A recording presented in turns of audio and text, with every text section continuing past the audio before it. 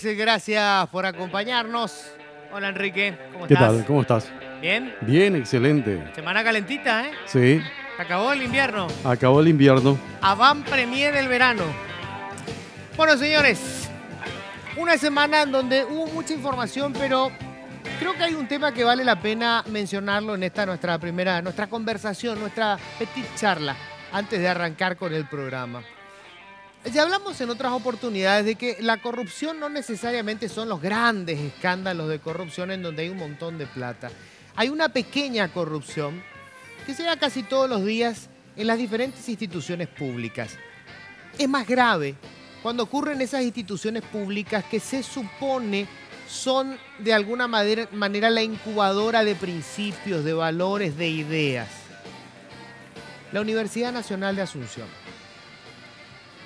Y vale la pena destacar acá que tenemos un caso en donde podemos hablar de la cuestión jurídica y me parece que no es lo más importante. Este es un caso en el que vale la pena hablar de la cuestión ética, esa otra dimensión que no siempre se discute cuando hablamos de la cuestión pública. Pero quiero recordar cuál es el caso. Froilán Peralta, rector de la Universidad Nacional de Asunción. ¿Cómo comienza este escándalo? Con una investigación que hace el diario Última Hora, que viene publicando ya desde hace prácticamente 2 semanas. Froilán Peralta contrató a quien supuestamente es su sobrina política. Una chica que tiene solo 21 años, ella se llama Tatiana Cogliolo Izquierdo. Fue contratada como la secretaria privada y tiene otros roles más, tiene 21 años, solamente tiene título de maestra parvularia. Pero resulta que esta chica estaba cobrando un rubro de docente universitario de la Facultad de Veterinaria, más otros rubros que tenía. ¿Cuánto cobraba en total esta chica, supuestamente la sobrina política de Froilán Peralta? 12,6 millones de guaraníes. Pero la cosa no quedó acá. La mamá de esta señorita, que se llama Gladys Esther Izquierdo, también fue contratada con rubro de docente. Solo que esta señora no tiene ningún título universitario, jamás ejerció la docencia y es más, jamás estuvo en el lugar en el que supuestamente tenía que cumplir su papel, su rol.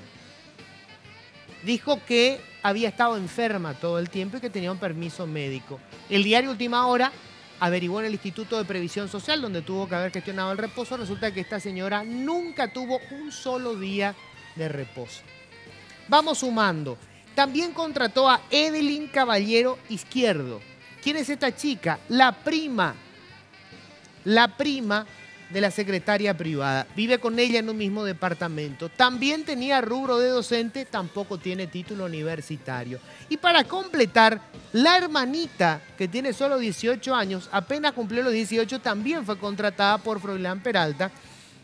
Y ella también tenía rubro de docente. El detalle: ninguna de estas personas concursó para ocupar el cargo. Como si no fuera suficiente, se publica que el propio Froilán Peralta tenía, además de su sueldo de rector, y obviamente uno puede decir, bueno, un rector de una universidad nacional tiene que tener un muy buen salario. Bueno, el salario del rector, el salario que incluye ahí sueldo, gastos de representación, en fin, todos esos firuletes que hay en la administración pública, alcanzan 31 millones de guaraníes. 31 millones de guaraníes parece ya un salario razonable para un rector. Obviamente es un salario que está prácticamente en el mismo nivel que un parlamentario. El detalle: el señor Froilán Peralta además tiene 6 rubros de docentes por los que cobra en total unos 20 millones de guaraníes. Por supuesto, no ejerce como docente por ninguno de estos cargos. En realidad le van sumando al salario, pero él no está dando cátedras. Igual, en total cobra 51 millones de guaraníes.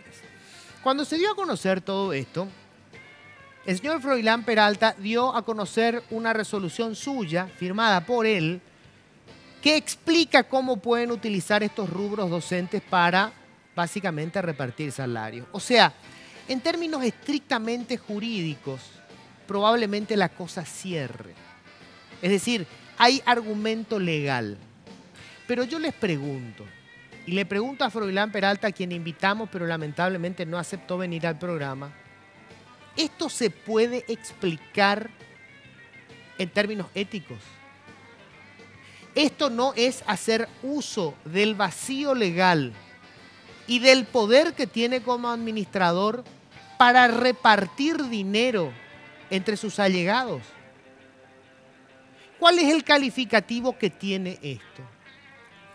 La ética, señores, la ética tiene que ver con lo que está bien y lo que está mal, no con lo que es legal o lo que es ilegal. También puede entrar en ese terreno, pero no estamos hablando de eso. Estamos hablando de la ética, estamos hablando de la conducta moral. La moral son esas costumbres que rigen de alguna manera el bien hacer de la gente. ¿Y en qué otro lugar podemos exigir el bien hacer para quien está al frente de una institución que nada menos que en el mundo académico?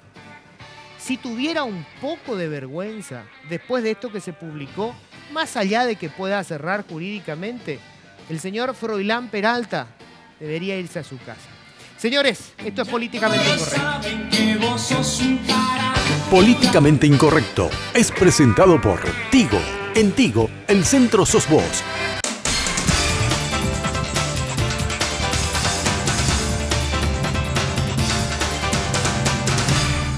Gran esfuerzo de producción, dos invitados de lujo, el señor Adrián Cativelli. Pero muchas gracias, ¿qué tal? ¿Cómo le va, caballero? ¿Qué tal, Luis? Toto González. Gracias por la invitación, ¿Cómo estamos? muy amable. Un placer.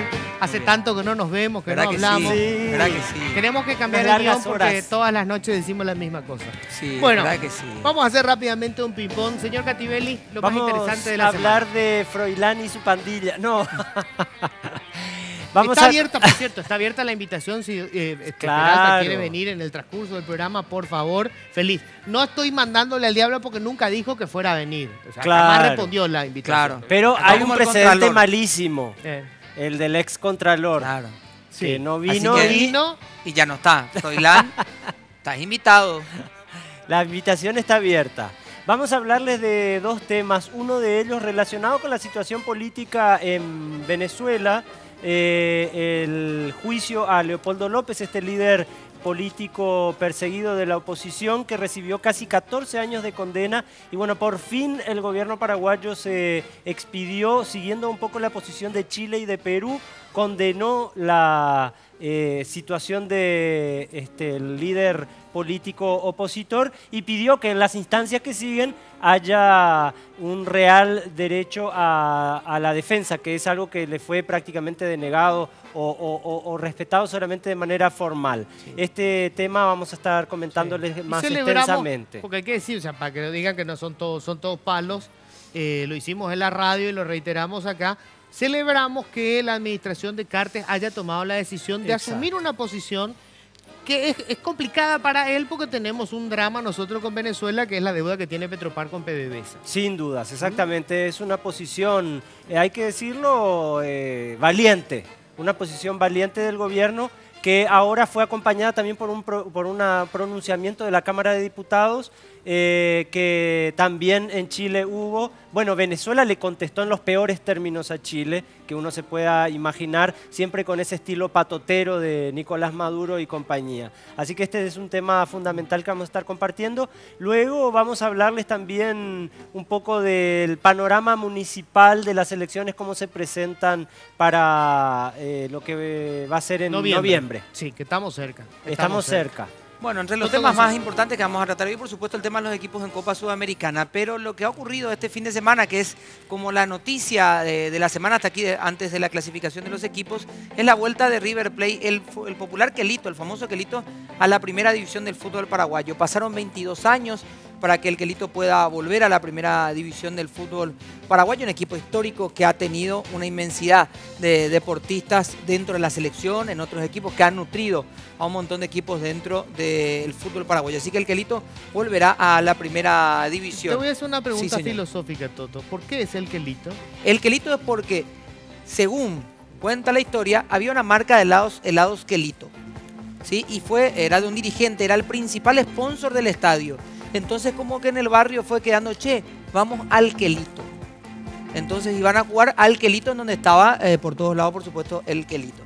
Cuenta la leyenda que esa es la historia de por qué se le dice el Quelito a River Plate. Bueno, vamos a ver si en las redes sociales te responden. Exacto, vamos a ver si alguien desmiente el mito o da una versión distinta por lo menos, ¿verdad? Adrián, con el tema Venezuela, la nota de respuesta de Maduro a Chile Sí. habla sobre todo de lo que consideran el intervencionismo en cuestiones internas. Exacto. ¿Verdad? Lo que dijo Maduro es que tiene que respetarse el principio del derecho internacional, que es la no intervención, la no injerencia en asuntos internos. La historia es cómo nos van a responder a nosotros. Claro. Sobre todo Nicolás Maduro. Sobre todo Nicolás Maduro, que como recordarán, en julio del año 2012 andaba por aquí paseándose como perico por su casa, por el Palacio de Sí. López, arengando a los comandantes de las fuerzas militares para que evitaran la destitución por el Congreso del entonces presidente Fernando Lugo, lo cual generó desde luego una crisis diplomática tremenda y que llevó al cierre de las embajadas. O sea que si es por intervencionismo, él es un experto en la materia, claro. Cuando se trata de que el zapato le aprieta a él, Es otra historia. la visión cambia. Totalmente. Toto, ¿vos seguís en la facultad? Intento. Ah. Intento. No, Este año no. ¿Pero estás en la Nacional o En la Nacional, sí. ¿En la Nacional? Este año concluí la parte que podía concluir y veremos el año que viene. Y vos, A ver si me antes, porque tengo ya a mis invitados, por supuesto, pero vos como estudiante de Derecho, ¿qué sentís cuando ves toda esta historia de Froilán Peralta? Bueno, para mí es historia repetida y muchas veces yo siempre pido más rebeldía por parte de los estudiantes. Me parece que los estudiantes deberían, no sé si de manera colectiva o de manera individual, hacerlo, pero entiendo que también dentro de la facultad hay una estructura a la que los estudiantes se amoldan demasiado.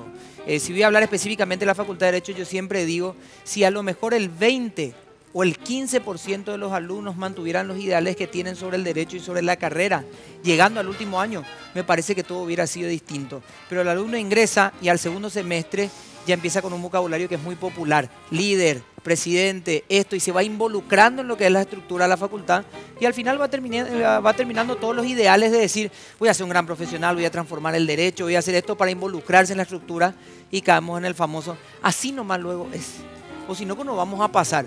Mi última historia con la facultad es que fui a rendir, el profesor que iba a tomar el examen nos obligó a comprar un libro que él escribió para poder rendir el examen. Y que él vendía. Y que él vendía en la mesa antes de rendir. Y le miro al profesor que tenía muy lindo auto, que se estaba embolsando ya a esa altura casi 500.000 guaraníes. Yo me había levantado. En una noche. En 20 minutos. En 20 minutos. Y yo dije, me levanté a las 4:30 de la mañana para que este boludo me tome examen a mí. Yo le compro el libro, voy a ser más boludo yo. Me di la vuelta y me fui a mi casa. Y estoy acá. Solo, aparte no habías estudiado un carajo, supongo, ¿verdad? No, eso Pero es lo importante independiente. la indignación por el Claro, libro. la dignidad está por sobre la no preparación. Está bien. Bueno, gracias chicos. Vamos a seguir entonces, Placer. seguir hablando de esto. Vamos a hacer nosotros una pausa. Atención con esto. Quería nomás hacer un comentario antes del cierre, ¿verdad? Qué triste es intentar debatir en Paraguay, porque esta es una mesa de debates.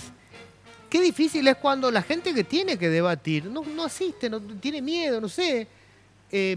Porque digo, si no tenés nada, acá lo único que te puedo hacer yo es preguntar.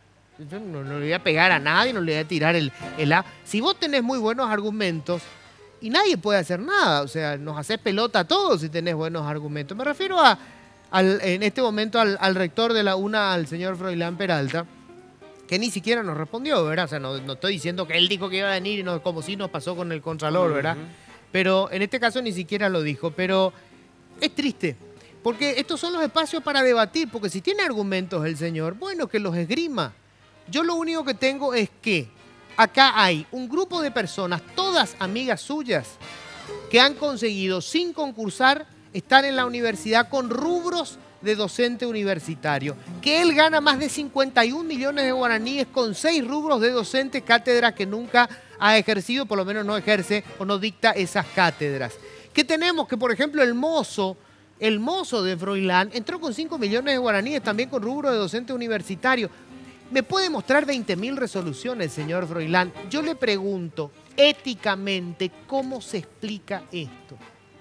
En un país serio, usted está en la calle. Hacemos la pausa y ya volvemos.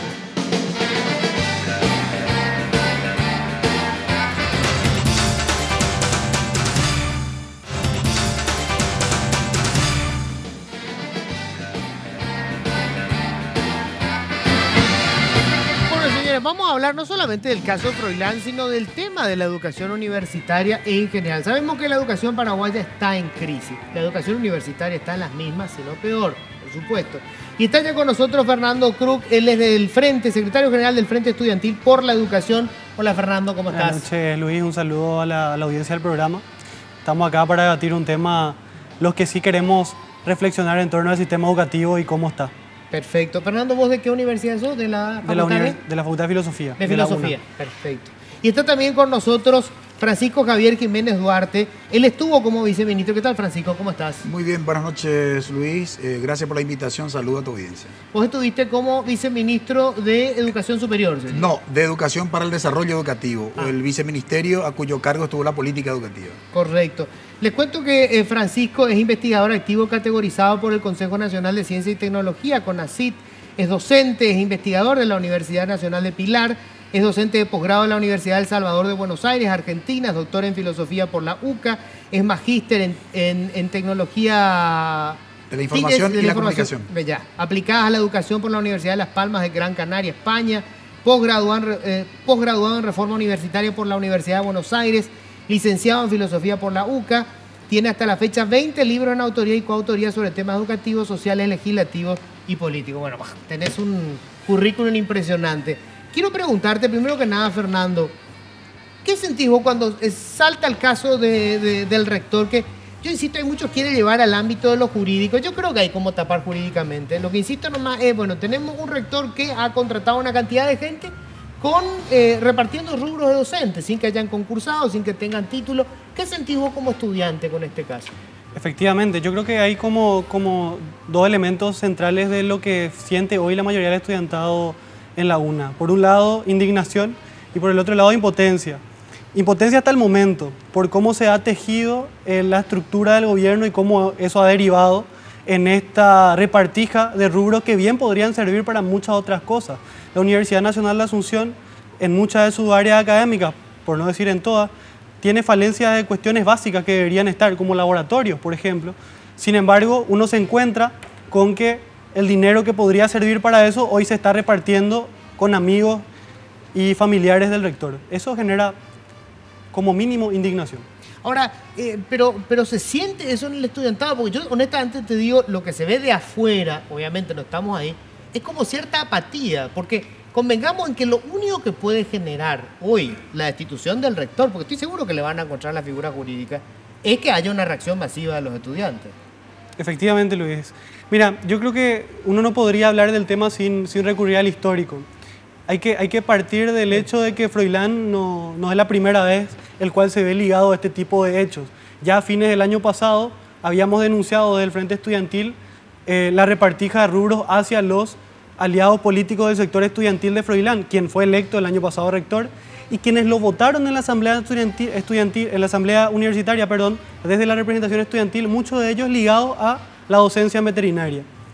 Yo creo que a partir de ese momento se da un cúmulo de cosas en donde sí, de ese momento a este, ha reinado la apatía a pesar de la indignación.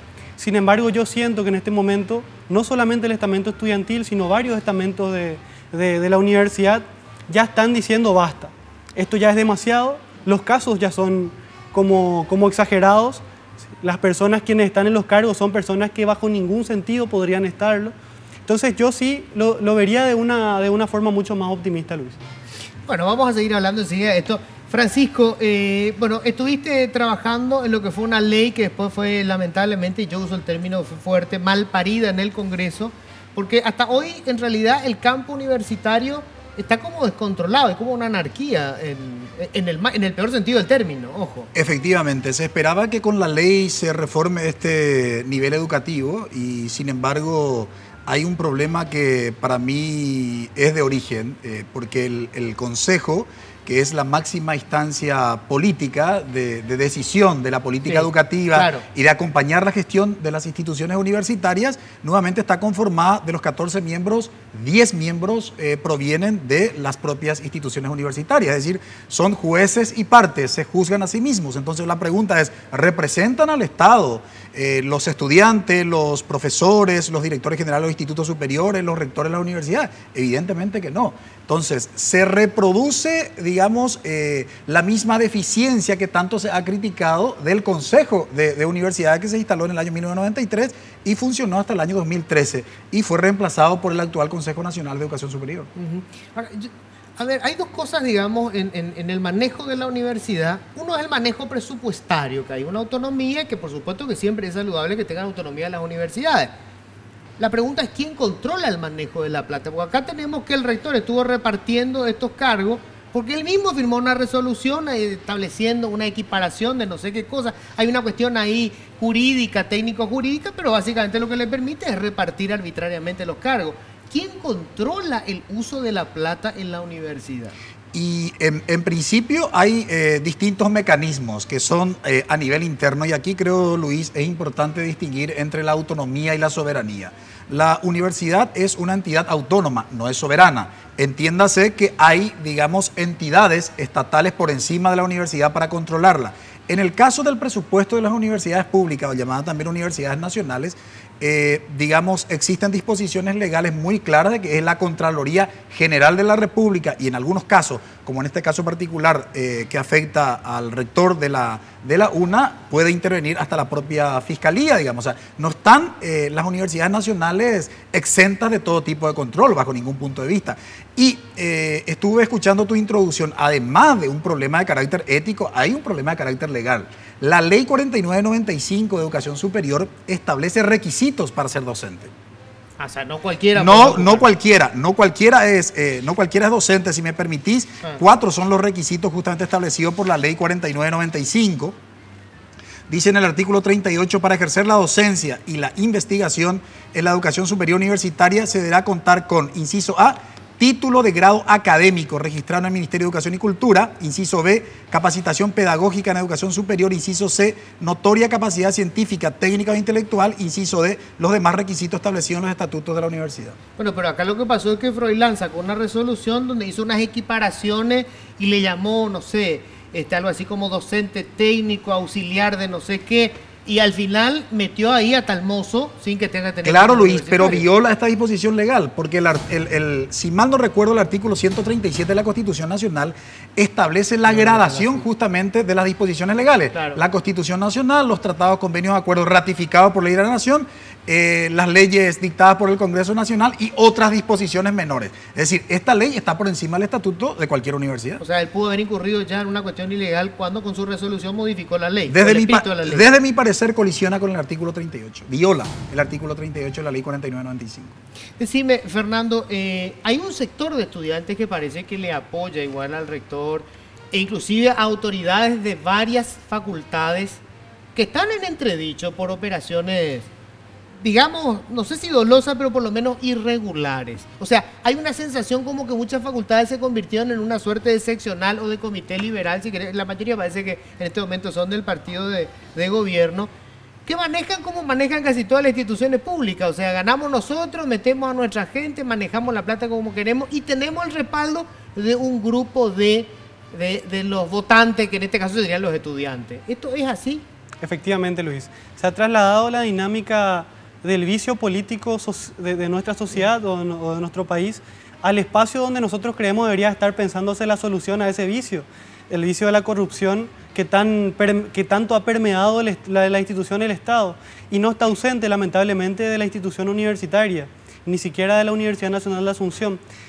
Efectivamente, muchas de las personas quienes ocupan hoy la silla del Consejo Superior Universitario y de la Asamblea Universitaria están como mínimo en sospecha de estar cobrando sueldos irregulares con la misma categoría docente en la Facultad de Veterinaria. Estamos hablando de los estudiantes. Estamos hablando de los representantes de los estudiantes, Luis, que también aparecen con cargos de docentes universitarios.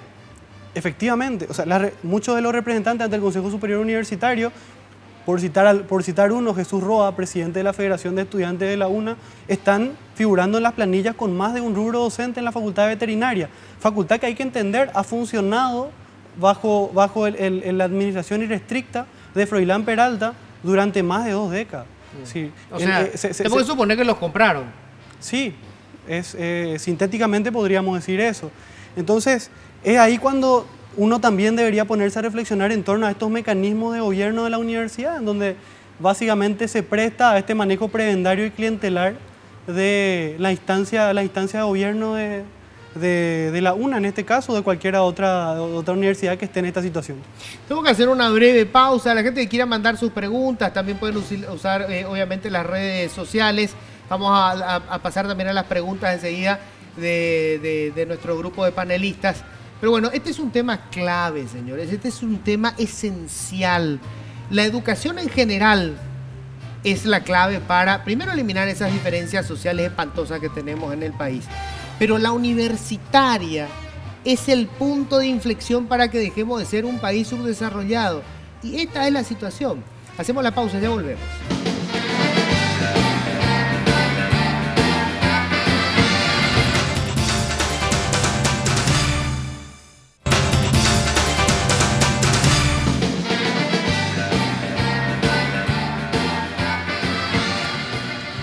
Bueno, ojo que estamos hablando todavía de la administración de la plata, de cómo se va nombrando los profesores, pero el tema control de calidad, Francisco. O sea, se supone que un Estado tiene que tener la manera de controlar todo el servicio de educación superior porque apunta a un modelo de desarrollo, etcétera, etcétera. Nosotros abrimos, digamos, el mercado para que cualquiera abra una universidad y quien aprobaba era el Parlamento, o sea, era un diputado, un senador, no había ningún profesional allí que dijera, sí, están dadas las condiciones para que se haga una universidad, una facultad de medicina, ¿verdad? Bueno, ahí se presenta un problema de diseño constitucional porque la Constitución Nacional es la que atribuye justamente al Congreso Nacional la creación de universidades tanto públicas como privadas, que ya es un problema porque sería un problema de origen, digamos, ya crear un monstruo, ¿no? Sí. Pero por otro lado, para ponerte un ejemplo con respecto al tema de la calidad, en Paraguay estimativamente, porque los datos tampoco son exactos, existen 10.000 carreras ofertadas. La ANEAES, que es la Agencia Nacional de Evaluación y Acreditación de la Educación Superior, que es el ente estatal de, digamos, de evaluar y acreditar la calidad académica de las carreras y de las instituciones, ha evaluado 300 carreras, de las cuales solamente 79, digamos, acreditaron. O sea, podés ver ahí que ni siquiera 1% de la totalidad de carreras están acreditadas. De 10.000 carreras que hay, 70 fueron aprobadas. 79 fueron acreditadas. Acreditadas. Sí, ahora, que tampoco es una garantía de calidad. Eso es importante señalar porque hay un problema ya en la propia ley 2072 que crea la agencia y que le concede una serie de atribuciones que hacen precisamente a la evaluación externa y a la certificación de la acreditación, porque en la propia definición del concepto de acreditación en la ley 2072 dice que la acreditación es la certificación de la calidad académica. Craso error. Si uno recurre a la literatura sobre evaluación externa y calidad de la educación superior, la acreditación simplemente se entiende como la verificación del cumplimiento de las condiciones mínimas establecidas en la política educativa. No es cuestión de calidad. Además, nuestro modelo, el modelo de la ANEAES, simplemente evalúa papeles. Sí. Y los papeles aguantan todo. Es decir, la acreditación de una carrera no garantiza bajo ningún punto de vista que el egresado realmente haya adquirido las competencias. O sea, por decir un disparate, nadie va a ver si hay un laboratorio que tenga la probeta, el mechero de Bunsen, nadie va a mirar si hay lo que dicen que tienen. Se hace en el proceso de acreditación, ¿verdad? Y es bastante riguroso, pero, digamos, son procedimientos de carácter burocrático. Nadie le evalúa al egresado para garantizar que efectivamente el egresado, insisto, reúne las competencias requeridas de la disciplina de la cual está egresando. Bueno, enseguida vamos a hablar con Fernando Ponte. Adrián Cativelli y Toto González seguro que tienen muchas preguntas que hacer, así que vamos a empezar contigo, Adrián. Sí, una pregunta te quería hacer al dirigente estudiantil, que es una pregunta que se hace en los medios, que se hace en la sociedad en general. ¿Cómo se llegó? ¿Cuál fue el proceso que derivó en esta situación, si se quiere, de desmovilización del estudiantado, ¿verdad? Porque estamos prácticamente en un escenario muy parecido al que había en la época de Stroessner, ¿no? Donde tenía su federación universitaria favorable, el resto estaba perseguido, pero o bien estaba reprimido. Pero ahora vemos un estudiantado pasivo que ve todas estas cosas y no se indigna. Bien, es súper interesante tu pregunta y yo creo que no podríamos responderla sin recurrir al histórico, porque como vos decís, efectivamente una vez iniciado el proceso de transición a la democracia post-dictadura, Lo que pasa es que existe un proceso de desmovilización y yo creo que también no podríamos ligarlo a un proceso de cooptación de los centros de estudiantes por parte del partido de gobierno en muchos de los casos, o en casi todos los casos, en donde básicamente el criterio ha sido delimitar el accionar de los centros de estudiantes al mandato de los decanatos de los consejos directivos de la facultad, en donde donde esa estrategia ha funcionado bastante bien porque se ha coordinado, insisto, de un partido directamente. Eso ha derivado lógicamente en una cultura de desmovilización en el seno de la universidad, la cual nos genera muchísimos estragos a la hora de, como vos decías, responder a este tipo de situaciones. Por poner un ejemplo, no es la única, pero esta situación de desfalco de dinero de la mano del rector. Esto también debería conectarse, no podríamos desligarlo también del contenido del sistema educativo, es decir, cómo venimos formando desde el proceso de la transición, no solamente dentro de la universidad, sino culturalmente en la secundaria, por ejemplo, en donde los criterios tienen que ver con el manejo de las instancias gremiales como unas instancias o como brazos organizativos de actividades de las direcciones, por ejemplo.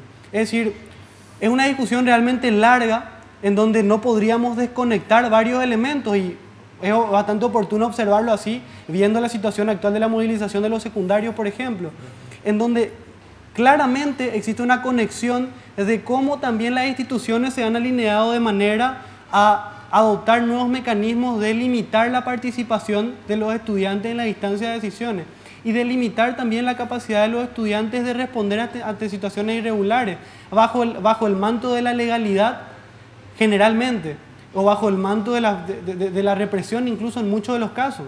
Esto ha pasado en el periodo de transición y sigue pasando. Pasa en los colegios, pasa en las universidades, pasa en la propia facultad veterinaria, en donde uno se preguntaría cómo, con el proceder del decano, el actual rector, anterior decano, que no es que ahora está empezando a repartir los cargos, que lo viene haciendo desde su periodo de decano en la facultad veterinaria, ¿cómo el estudiantado no responde?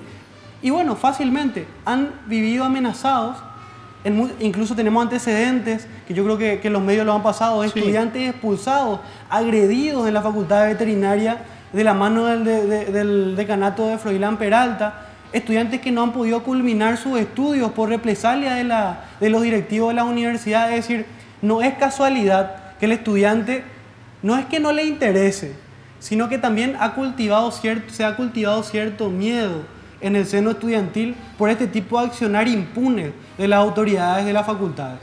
Por un lado, Luis, él habla del miedo, Fernando nos habla del miedo, y por otro lado me están pasando nombres que se hizo o que se hacen públicos dentro de una denuncia del Centro de Estudiantes de Politécnica, y las dos caras de la moneda, ¿verdad? Por un lado, aquellos que están en contra, y por otros nombres como el de Jesús María Roa, que dicen acá, se busca docente MAU en Veterinaria 1, muestra el nombre, de 5 millones y algo en sueldo, cargos estudiantiles del Centro de Estudiantes, Juan Ramón Riquelme Espínola, más de 7 millones de guaraníes en salario, también fue dirigente estudiantil, José Enrique Osorio, también más de 1 millón de guaraníes, me pasan el nombre de Rodolfo Antonio Bácel. O sea, estas son denuncias públicas que se están haciendo por un lado. Habitualmente decimos, el papel resiste todo. Es una cuestión ética, va por el manto de la legalidad, pero le quiero preguntar a Francisco y también a Fernando, ¿cuáles son los elementos legales que tienen los estudiantes para poder pedir la salida de estos alumnos, la expulsión del decano? O sea, ¿hay algún elemento legal que se pueda utilizar? Francisco. Bueno, efectivamente estuve compartiendo el artículo de la Ley 4995 de Educación Superior que regula, establece los requisitos para poder acceder a la cátedra. Después, por supuesto, eso tiene una mayor regulación a través de los estatutos de las universidades. Yo siempre digo que una institución, una carrera o un profesor que desarrolla su clase y es calificada de mediocre, la única manera de superar esa mediocridad depende exclusivamente de los estudiantes, ¿verdad? O sea que si los estudiantes no se organizan, si los estudiantes no se movilizan, continuará esto. Y si me permití, Luis, solamente unos segundos. Justamente Rosana Abogado, mejor egresada de la promoción 2004 de la Facultad de Derecho de la Universidad Nacional de Asunción, decía, entre otras cosas, en su discurso de mejor egresada: somos los abogados del nuevo milenio, pero la facultad se ha quedado en el siglo pasado. No ha sido capaz de asimilar los cambios que exigen los nuevos tiempos. decía también, no sería tan penoso si el problema de la facultad radicara solo en una cuestión metodológica, pero hay algo más grave, el amiguismo y las injerencias políticas en una casa de estudios donde se aprende leyes, ¿verdad? O sea, lo que quiero señalar es que esta crisis dentro de la Universidad Nacional de Asunción es una crisis histórica. Esto en el 2005 no es una cuestión de percepción, está hablando una egresada desde su experiencia en el aula y la mejor egresada, digamos, ¿no? Y a esto acompañó en el 2008, reitero, esto fue en el 2005, en el 2008 acompañó la crisis de la Universidad Católica. Recuerden el nombramiento de Antonio Moreno Ruffinelli, cuando los estudiantes de la Facultad de Filosofía se opusieron, ¿verdad? Porque evidentemente había documentos que comprometían seriamente a Moreno Ruffinelli vinculado a la dictadura astronista. Es decir, a las universidades en definitiva, en definitiva, no ha llegado todavía el 2 y 3 de febrero de 89. Qué lamentable. Bueno, Fernando, ¿cuánto me queda de tiempo? ¿Dónde está mi jefe de piso? A ver. Tenemos todavía. Tenemos todavía, metele nomás lo digo. Bueno, Enrique, por favor, si podemos ir adelantando quién nos respalda, Enrique. Bueno, estamos presentados por Tigo, así que vamos a hablar de Tigo. Con los nuevos planes libres de Tigo, puedes hablar y navegar sin preocuparte por las redes, con notificaciones permanentes para controlar lo que consumís y con una nueva factura fácil de entender. Envía sin costo la palabra libre al 458 y nos comunicamos contigo. Creamos un nuevo mundo postpago porque en Tigo el centro sos vos. Fernando, te quiero preguntar esto. Primero me encanta, digamos, cómo desarrollas tus ideas. Creo que eso nos da esperanza un poco de que hay un sector de que está pensando en el problema y en encontrarle soluciones. En la facultad es lógico que uno asuma posiciones políticas, ideológicas, porque es el ambiente natural para esto, ¿verdad? La dirigencia política del país tiene que nacer en la universidad y eso es muy saludable.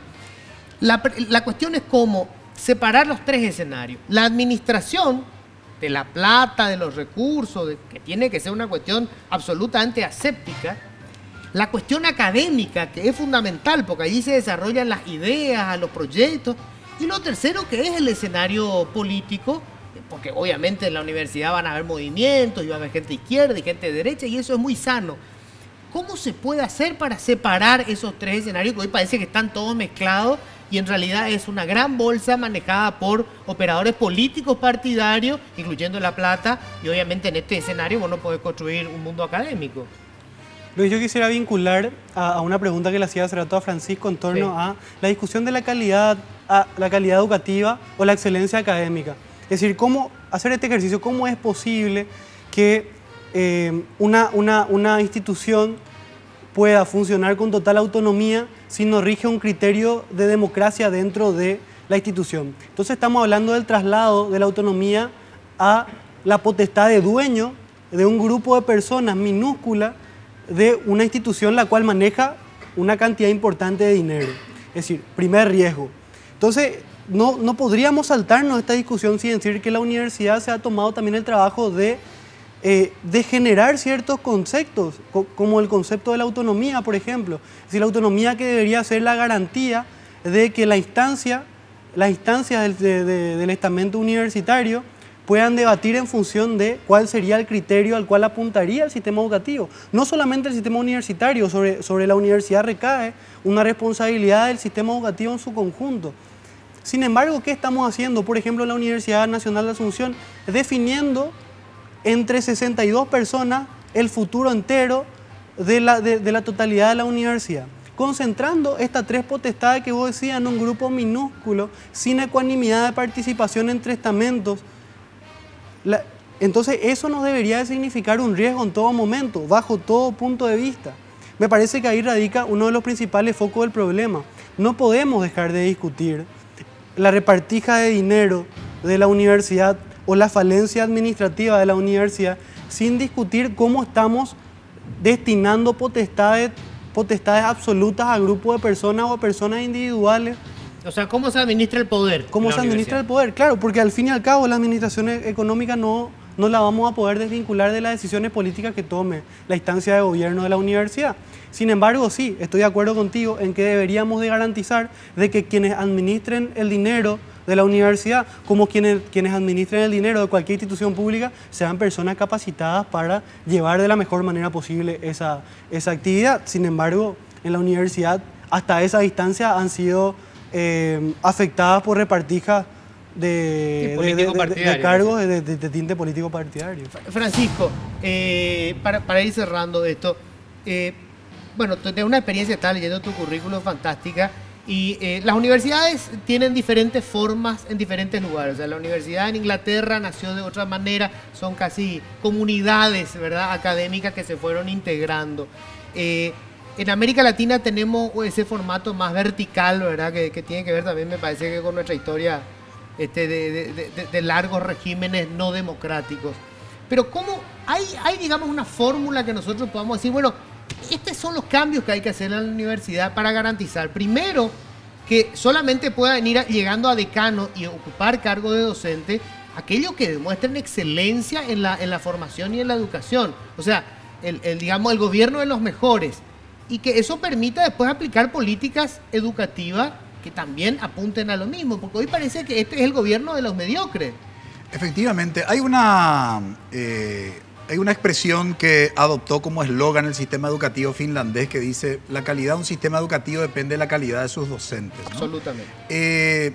Yo siempre suelo decir que lastimosamente son muy pocos los requisitos establecidos para la docencia universitaria, a excepción de algunas universidades nacionales que son un poco más rigurosas, ¿verdad? Pero lastimosamente, y había un principio también que decía publica o perece, que era el principio que regía justamente para la docencia universitaria. En Paraguay hemos llegado al absurdo en donde exigimos a los estudiantes que elaboren una tesis, que realicen una investigación, y no se le exige a los docentes ni siquiera que escriban un mail, ¿verdad? O sea, ese tipo de contradicción a lo que quiero ir. Tenemos que dar todavía pasos significativos, Luis, donde lo académico, digamos, sea fundamental, la carrera académica, para ascender a cargo de director académico, de decano, y llegar al culmen, que es básicamente el cargo de rector.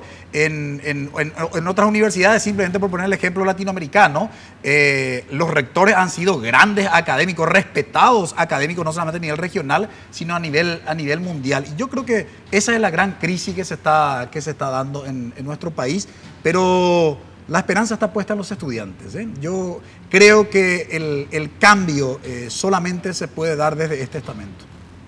Bueno, en la mayoría de las universidades, esto decías hace rato vos, Fernando, me olvidé de agregar, para ser docente tenés que haber publicado o presentado un trabajo, o sea, digamos, alguna prueba documental de tu expertise en algún tema, en alguna materia. O sea, se supone que tiene que tener algún conocimiento científico de algo, si no, no puedes ser profesor universitario. Enseñar lo que conoces, ¿no? Claro, haciendo referencia a lo que decía el profesor Francisco hace rato, de si existe un orden de prelación en el marco jurídico, tampoco la cancha está tan a favor del rector en el marco jurídico. En el marco político está claro, por algo está escondido y no ha dado la cara, como decía vos al inicio.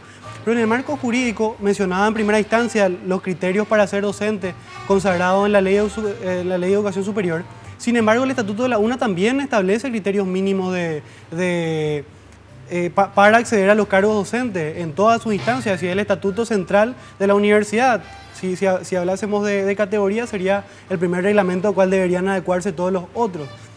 Y uno de los criterios, el cual es común en todas las categorías, porque las categorías docentes están subdivididas en la universidad, algunas son más importantes que otras, como los docentes escalafonados, el criterio que es común en todos los casos es justamente esta notoria capacidad científica corroborada a partir de obras publicadas. Esto está en los párrafos del Estatuto de la Universidad Nacional de Asunción. Por eso digo, tampoco la cancha está tan abierta en el aspecto jurídico. Bueno, se nos fue el tiempo, Fernando, Francisco, muchísimas gracias a ambos. Y para cerrar, ojalá, sueño con ver que el señor Froilán se vaya a su casa, no porque renunció nomás, sino porque salieron los estudiantes indignados, y que haya sido tal el quilombo que el que vaya a sucederle, o sea hombre o mujer, tenga un perfil fantástico. Así como decimos, para la corte no puede entrar cualquiera, también el rector tiene que ser una persona que todo el mundo diga: oh, sí, este señor sí, ¿verdad? Que ya tengamos sus libros en el anaquel, tiene que ser eso. Si nos van a presentar otra, no es una cuestión de vehículo, como dijo algún tarado en el Parlamento, no es el escarabajo Ferrari. Necesitamos un académico, un señor académico. Gracias a los dos. Breve pausa, ya volvemos.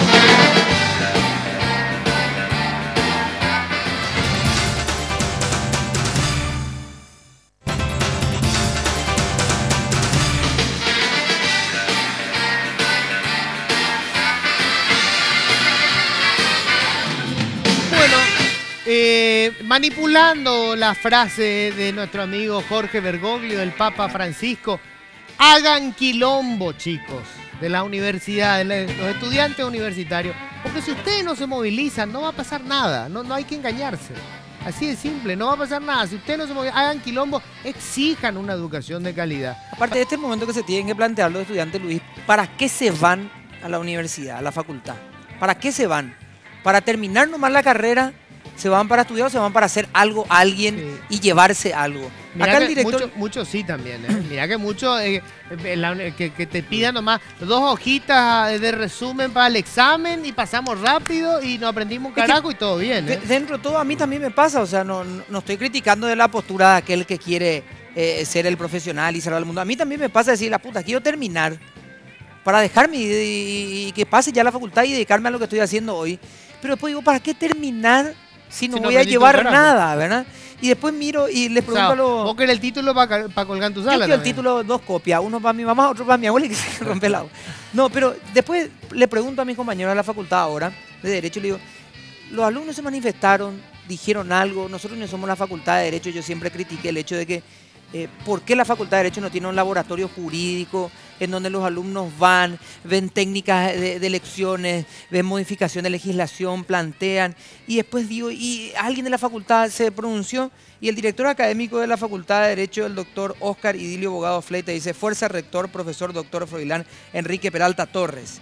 La envidia es la compañera del éxito y la ingratitud la hermana de la traición. Comparto esto con la comunidad universitaria, ya que la quilla de nuestra barca hiende las aguas embravecidas. ¡Qué poeta!